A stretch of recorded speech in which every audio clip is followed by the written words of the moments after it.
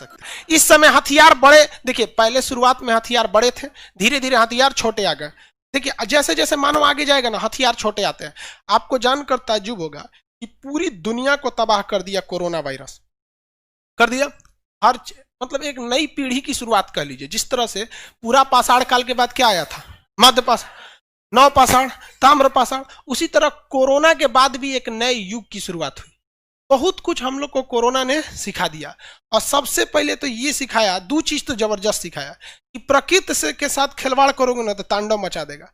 और दूसरा ये भी दिखाया कि पैसा जो होता है ना बहुत बड़का चीज होता है ससुरा। इसमें पैसा ने कई आदमी ने सुसाइड किया, ट्रेन के किनारे मजदूर मरे हुए मिले।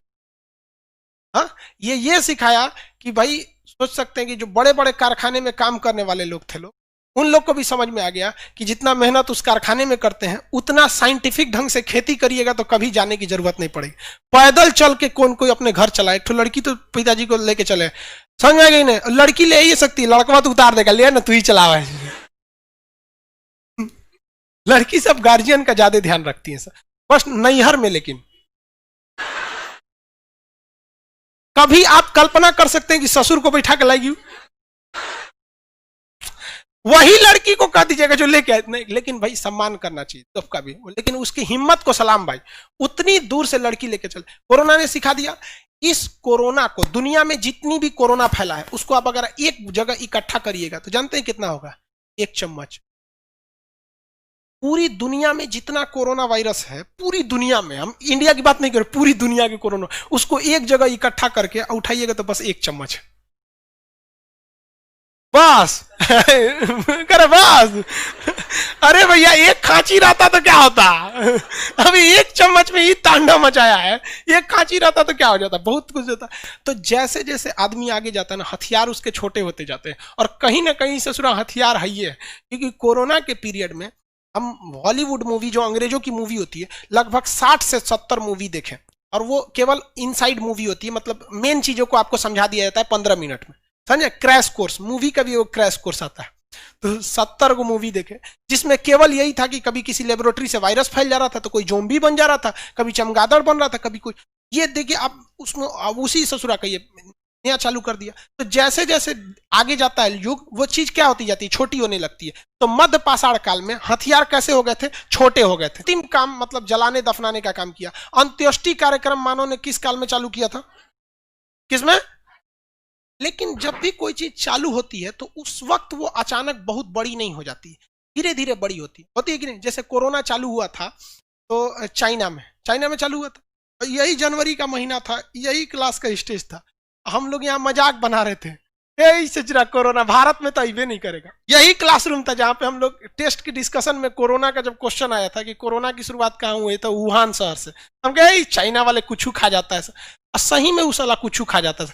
कोरोना अगर साइज में बड़ा रहता तो उस साले उसको भी खा जाते सब, नहीं छोड़ता सब उसको भी। लेकिन ये सब बहुत नौटंकी किया सब। तो वही जब भारत में फैल गया तो सब आदमी भाग गया, यहाँ से भाग गया था।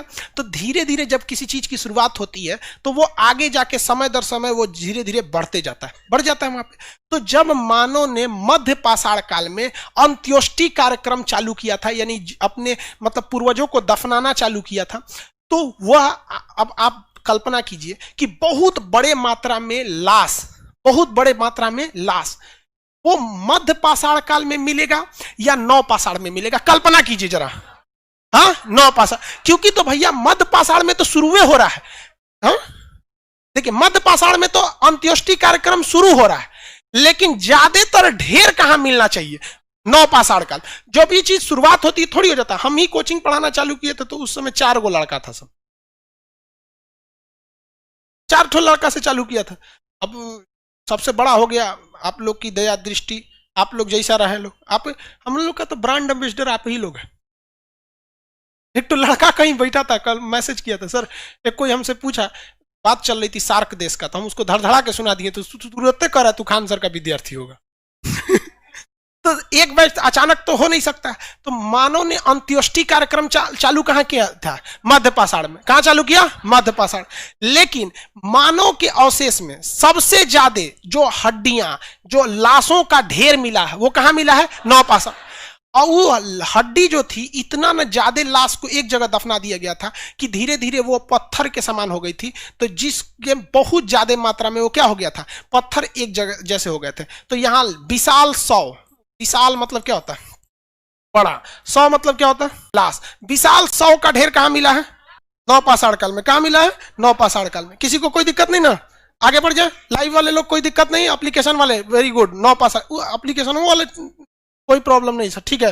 हाँ, कह रहा है कि लिंगामेंट बन के आगे बढ़ जाएगा, मतलब हड्डी का लिंगामेंट पत्थर वगैरह बन जाएगा। अच्छा एक बात बताइए, विशाल को हम लोग क्या कह सकते हैं, दो चीज कह सकते हैं, या तो इसे हम लार्ज कह सकते हैं या फिर इसे मेघा कह सकते हैं।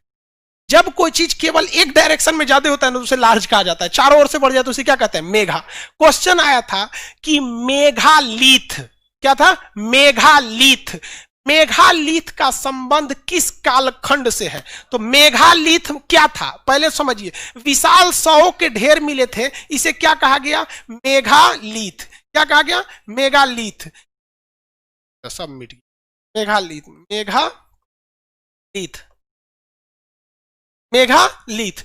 मेघालिथ था क्या, सबसे पहले बताएं। मेघालिथ एक ऐसा जगह था जो बहुत ज्यादा मात्रा में वहां पे क्या गए थे, सौ दफनाए गए थे। अब एक चीज आप ध्यान से समझिएगा, आपके गांव या जिला में भी शमशान घाट होंगे, तो वहीं पर जितने लोग मरते होंगे ला के वहीं पर क्या किए जाते हैं, शमशान घाट में जला दिए जाते हैं।